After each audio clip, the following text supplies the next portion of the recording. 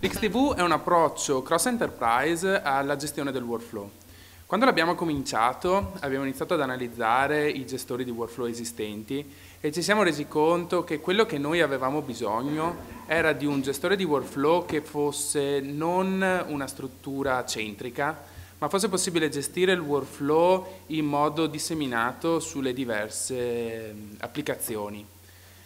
In questo modo abbiamo iniziato ad analizzare quello che esisteva sia in campo sanitario sia in campo industriale e non abbiamo trovato nulla che fittasse completamente i nostri bisogni, per cui abbiamo iniziato questa avventura di descrivere un profilo IHE. Un esempio molto semplice da cui siamo partiti per capire i nostri bisogni era appunto la prescrizione elettronica. Ci siamo trovati nella situazione in cui volevamo digitalizzare un processo e fintanto che questo processo era gestito tramite una ricetta cartacea che veniva spostata da un attore all'altro, tutto era ben definito perché la posizione dove era la prescrizione ci diceva a che punto eravamo arrivati del workflow.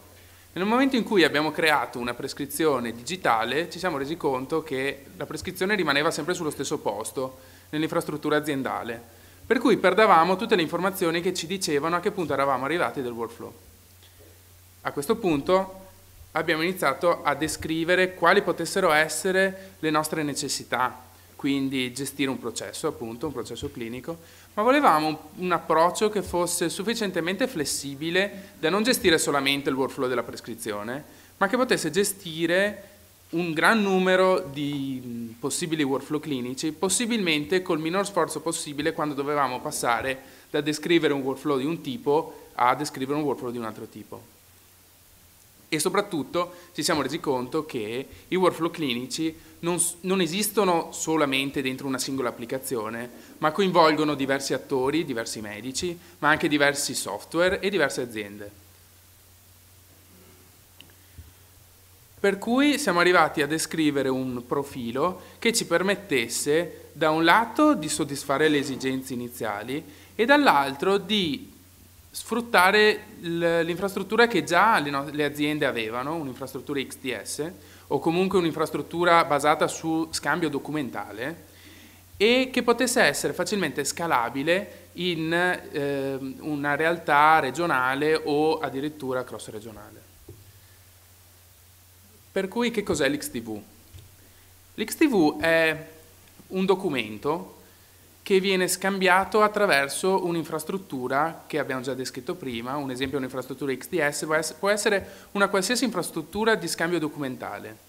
Per cui noi abbiamo un primo livello definito dall'infrastruttura documentale, quello più basso, che è un livello che già esisteva nelle nostre aziende e su cui non volevamo agire, volevamo mantenerlo così com'era. Quindi abbiamo escluso la possibilità di aggiungere nuove informazioni nei registri, volevamo continuare a utilizzare la cosa esattamente com'era, per impattare il meno possibile sulle infrastrutture esistenti. Abbiamo così introdotto un nuovo livello, che è appunto il documento di workflow. Questo documento di workflow è un livello che si pone a metà tra l'infrastruttura e la definizione del processo. È uno strumento, appunto, che ci permette di condividere tra gli attori coinvolti a che punto siamo arrivati del nostro processo clinico e quali sono le informazioni rilevanti che sono state create durante tale processo. Per cui vedete c'è questo documento, il workflow document, che viene condiviso su un'infrastruttura e le varie applicazioni, i vari software che vogliono interfacciarsi con un workflow specifico vanno a retrivare e ad analizzare qual è il processo descritto dentro tale documento e in questo modo hanno la possibilità di sapere a che punto è arrivato il processo, cosa è stato fatto sul paziente e che documenti clinici sono stati prodotti nell'arco di tale processo. Cosa abbiamo fatto dentro questo documento? Perché dobbiamo anche capire come è fatto questo documento di workflow. Innanzitutto è un documento strutturato, quindi non è necessario un interfacciamento con il medico stesso, ma è un documento che può essere analizzato da un software qualsiasi e quindi automaticamente processato, per cui ha una prima parte che descrive in modo generale di che workflow stiamo parlando, qual è il paziente di cui stiamo parlando e se è un workflow in uno status ancora aperto, cioè che c'è qualcosa da fare, o è completamente chiuso. Al suo interno poi ci siamo resi conto che un workflow è definito da sezioni, quindi da step, e ogni step da cosa è caratterizzato? È caratterizzato da degli input allo step e degli output. Gli input in sanità tipicamente sono dei documenti, quindi che ci descrivono qual è lo stato del paziente prima che l'azione avvenga, e gli output sono altrettanti documenti che ci descrivono qual è l'update dello status, qual è lo stato del paziente dopo che l'operatore ha agito o dopo che lo step ha avuto luogo. Per cui abbiamo definito una strutturazione del documento a task che vengono aggiunti di volta in volta che viene creato uno step, e dentro questi task vengono descritti tutti i documenti creati in input e output di tale step del workflow. Per fare ciò abbiamo analizzato diversi standard. Siamo partiti da quello che c'era più noto, che era lo standard CDA, che viene utilizzato per i documenti clinici. L'idea era di utilizzare quello perché ci sembrava quello più semplice, ma una volta che l'abbiamo portato in commissione ci siamo resi conto che c'era qualcosa di meglio già esistente in altri standard, come ad esempio gli standard BPEL e gli standard Oasis Human Task. Lo standard Oasis Human Task deriva dallo standard BPEL e permette l'interazione in un processo definito dell'uomo, quindi delle azioni fisiche fatte da una persona in carne ed ossa, perché bisogna sapere che la maggior parte degli standard di gestione di workflow derivano dall'ambiente industriale in cui sono delle macchine che gestiscono tutto il workflow. In sanità non è così, perché da un lato c'è il paziente che modifica il suo stato clinico, dall'altro sono persone umane che interagiscono con il workflow. Per cui abbiamo una prima parte derivante da HL7 che ci descrive l'ID del documento, le generali informazioni di chi è il paziente e chi è l'attore che sta agendo sul processo. Successivamente abbiamo preso una serie di informazioni da quello che è il processo, da quello che è lo standard Human Task, per descrivere i diversi step del workflow e come relazionare i diversi documenti in input e in output degli step, e abbiamo dovuto aggiungere una parte nel mezzo, perché ovviamente gli standard non rispondevano a tutte le esigenze, se no ne avremmo utilizzato un altro, non saremmo andati a definirne uno nuovo, che ci permettessero di tener traccia di qual è il workflow generale e qual è lo stato generale del workflow, cioè se è un workflow aperto o chiuso. Per fare ciò, per condividere questo documento abbiamo utilizzato quella che è un'infrastruttura XDS o comunque un'infrastruttura IHE. Abbiamo preso un document consumer che nel caso specifico si chiama content creator perché crea il contenuto del documento stesso, in cui inizializza il workflow e pone il primo task dentro il workflow. In questo modo carica il workflow document all'interno di un'infrastruttura XDS e qualunque altro attore che può interagire col workflow può interfacciarsi e retrievare il documento di workflow per capire a che punto siamo del workflow. Quando qualcuno vuole utilizzare il workflow, interroga l'infrastruttura, quindi interroga il registry, e a sua volta ritira il documento in modo tale da analizzare lo stato del workflow. Se ha le possibilità di agire su tale workflow, perché una volta che conosce lo stato sa se tale medico o tale applicativo può agire su tale workflow, fa l'azione e a sua volta aggiorna il workflow document con il nuovo task che è stato fatto. Successivamente un altro attore può interagire con il workflow, interrogarlo, retrievarlo e fare l'update quando necessario. Così abbiamo due livelli fondamentalmente, uno che è la definizione del processo che sta in alto e questo strumento che è indipendente dal workflow che stiamo definendo. Ora Arianna procederà con l'analisi di un workflow specifico. Claudio vi ha prima accennato da dove è nato l'XTV, forse dall'ultimo posto in cui avremmo pensato di farlo nascere, cioè da ad Adria. Non me ne vogliano, però effettivamente pensare che un profilo internazionale nasce in una realtà così piccola e fino probabilmente a ieri neanche sviluppata era un po' paradossale. Adria però è stato, diciamo così, il nostro bacino tranquillo dove iniziare a capire che trasformare il famoso fogliettino rosso della prescrizione elettronica in un documento digitale non era semplicemente passare dal cartaceo al CD-A2, ma voleva dire ridefinire tutto il processo della prescrizione elettronica. Come vi diceva Luca, ad oggi lo stato della prescrizione elettronica è dato da dove fisicamente è quel fogliettino rosso, cioè il momento in cui il medico lo crea, viene dato in mano al paziente che lo porta in farmacia.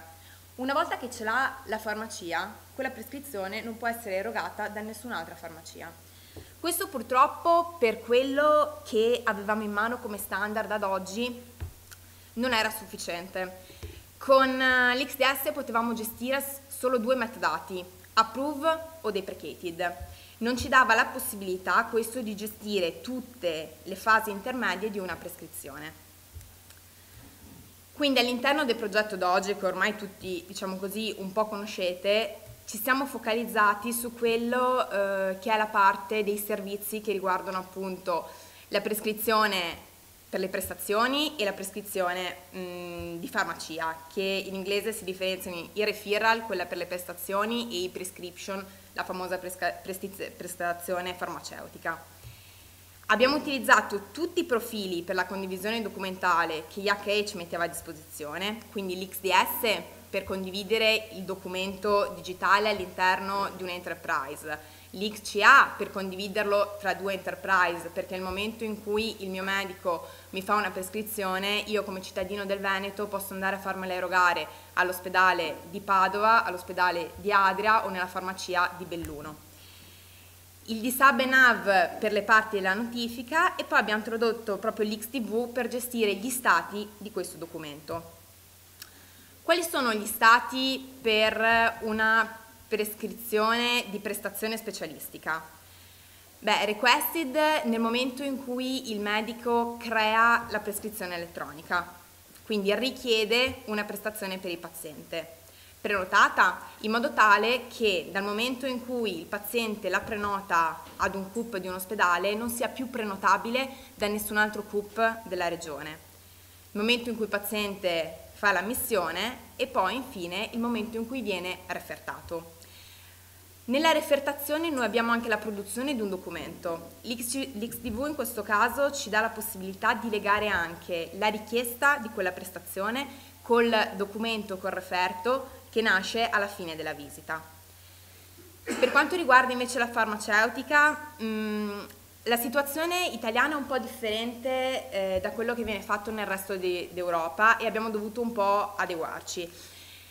Nel resto abbiamo uno step in più rispetto a quelli che abbiamo in Italia, a parte l'averla prescritta, quindi requested, nel resto del mondo c'è uno step che si chiama advised, cioè c'è qualcuno che dice sì, quel farmaco può essere dispensato per X motivi, perché magari c'è un database che mi dice anche quali sono tutti gli altri farmaci che il paziente sta prendendo, quindi se ci sono interazioni pericolose oppure non ci sono. Noi questo al momento è una cosa che non abbiamo, o meglio, forse è il farmacista stesso, se conosce il paziente o facendogli domande, che sa se quel farmaco glielo può dare oppure no. Ad oggi cosa succede? Se non glielo può dare, fa tornare indietro la prescrizione al medico. Bene, questo è il famoso step di advise, cioè se ci sono dei problemi nell'erogarla, con la prescrizione digitale possiamo far tornare il documento digitale al medico con una notifica. Il parzialmente dispensato, perché come sapete non tutti i farmaci che vengono prescritti in una prestazione sono dispensati in una sola volta. E alla fine la chiusura e la dispensazione completa.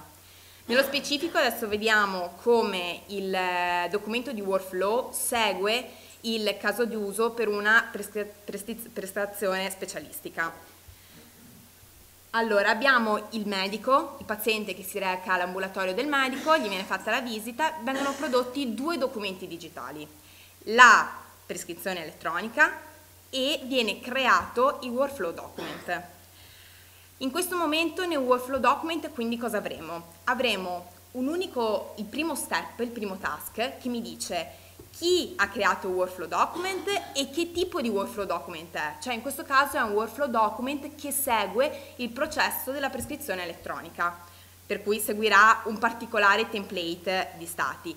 Abbiamo il nome del medico, la data e poi abbiamo gli input e gli output. Negli input abbiamo tutti i documenti digitali che possono essere stati utilizzati o analizzati dal medico per produrre quella prescrizione. Ad esempio, precedenti esami di laboratorio che portano il medico a fare quella prescrizione. Negli output, in questo caso, abbiamo il documento che è stato creato, cioè il documento di prescrizione. Quindi nel primo input, nel primo task, avremo la creazione del documento linkato all'interno degli input e i dati di chi ha creato il documento di workflow. Entrambi i documenti nell'infrastruttura XDS vengono pubblicati nel repository aziendale e indicizzati nel registry. Secondo task, il paziente si reca al CUP oppure telefona per prenotare la visita.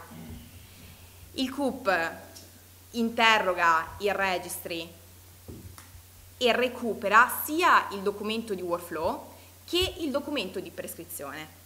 Visualizza il documento di workflow, vede in che stato è, quindi in questo caso che non c'è nessun altro CUP in cui è stata prenotata, perché è ancora nello stato requested, quindi prenota la visita per il paziente, aggiorna il workflow document, quindi aggiunge un task cambiando lo stato, per cui mettendola in booked. Da quel momento nessun altro CUP potrà prenotare quella stessa visita associata a quella richiesta. Fa l'update e ripubblica il documento di workflow nel repository aziendale. Terzo task, è il giorno in cui il paziente arriva all'ospedale per fare l'esame, quindi viene accettato. Succede la stessa cosa, il sistema, l'ADT o il CUP del laboratorio, insomma, fanno la retrieve sia del documento di prescrizione che del documento di workflow, ne checkano lo stato, lo bloccano, cosa vuol dire? Che adesso saremo nel terzo task in cui avremo il primo task event di accettazione e lo ripubblicano. Viene fatto l'esame dal medico e il task sarà concluso nel momento in cui il medico avrà prodotto il referto, avrà cambiato lo stato, per cui diventerà completato, completed, avrà linkato tra gli output di quel task nel documento di workflow il referto e ripubblicato nel repository il documento di workflow definitivo. Qui potete vedere in sequenza le fasi in cui cresce il documento di workflow, per cui abbiamo nella prima colonna il primo task, cioè il momento in cui il medico ha creato il documento di prescrizione. Prenotato, in input abbiamo il link a questo documento. Nel secondo task abbiamo la prenotazione, per cui non abbiamo nessun input in quanto non è stato prodotto nessun documento. Nel terzo task abbiamo in una prima fase l'accettazione del paziente alla struttura ospedaliera e viene completato il task con un secondo task event nel momento in cui viene refertato l'esame e linkato come documento in output. Dove sta la differenza tra la creazione di un task e, come abbiamo visto in questo caso qui, cioè tra la colonna C e la colonna D, la creazione di un task solo con 2 eventi al suo interno? Allora, nel momento in cui il paziente arriva alla struttura ospedaliera, io è come se mettessi, diciamo così, in stand-by il documento di workflow e lascio che la struttura ospedaliera gestisca il workflow al suo interno come ha fatto fino ad oggi. Chiunque di voi ad oggi ha un middleware o comunque un gestore di messaggi e di workflow al suo interno, da quando il paziente viene accettato a quando viene mandato in radiologia a fare l'esame o in qualunque altro dipartimentale. Bene, questo non viene assolutamente modificato, viene messo in stand-by il documento di workflow, viene fatto tutto il processo all'interno della struttura ospedaliera. Nel momento in cui il paziente esce dalla struttura ospedaliera, in quel momento lì viene chiuso il task, quindi viene chiuso il documento di workflow, vengono elencati come in input tutti i documenti prodotti di interesse per il paziente, per il medico che lo segue o anche in futuro per il famoso fascicolo sanitario elettronico, e viene chiuso il task. Per cui diciamo così che quando ogni attore viene a interagire nel processo che riguarda un documento clinico, andrà a crearsi un suo task. Quando abbiamo degli attori che interagiscono in questo processo, che fanno parte della stessa organizzazione, che al suo interno ha già un modo magari anche proprietario di gestire il workflow document, questo non cambia, semplicemente lo mettiamo in stand by e alla fine di tutto il processo lo chiudiamo mettendo come in input tutto quello che mi serve per capire cosa è successo all'interno, tipo quando viene ricoverato e in input gli do la famosa lettera di dimissione. Come avete potuto vedere, tra la mia presentazione e quella dell'Arianna, per gestire un workflow ci sono due livelli che bisogna definire. Uno è lo strumento e uno è il processo. Quindi, in quest'anno noi abbiamo definito lo strumento, che è il workflow document, lo abbiamo strutturato e lo abbiamo creato sufficientemente flessibile per gestire sia workflow abbastanza generici che vengono stoppati per un periodo e poi c'è una gestione interna ospedaliera, sia workflow specifici quanto si vuole per la gestione anche dettagliata di un processo clinico. D'altro canto adesso bisogna definire qual è il workflow che vogliamo gestire, perché ovviamente ogni workflow ha degli step diversi che devono essere conosciuti e delle regole specifiche su chi può agire nei diversi step e fare cosa e che documenti possono essere linkati. Queste regole possono essere più o meno rigide a seconda del tipo di workflow che stiamo andando a definire ovviamente, però devono esserci. Per cui ci sono due livelli. Un livello superiore di definizione del workflow che deve essere condiviso a livello di applicazioni e questo livello di definizione del workflow è tracciata anche dentro il workflow document perché nelle informazioni generali del workflow document noi andiamo a specificare di che workflow stiamo parlando. All'interno del workflow poi, come vedete, man mano che il processo va avanti, si aggiunge di volta in volta una sezione del documento che va a descrivere cosa abbiamo fatto e il link ai documenti clinici che sono stati creati.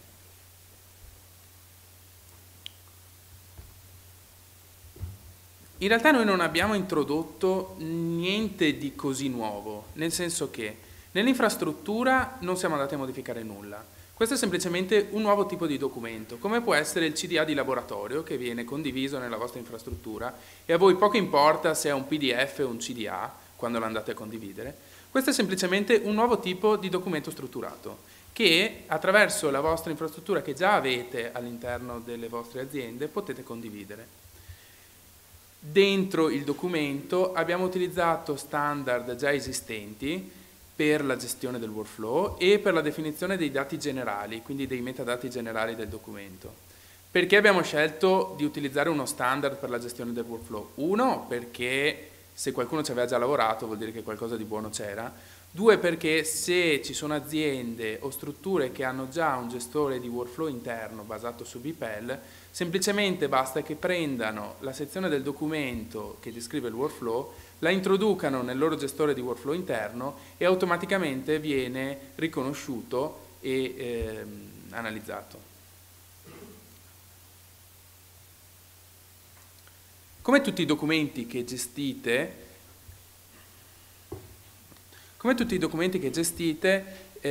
anche il workflow document è sottoposto alle regole di sicurezza che un'infrastruttura sanitaria deve avere.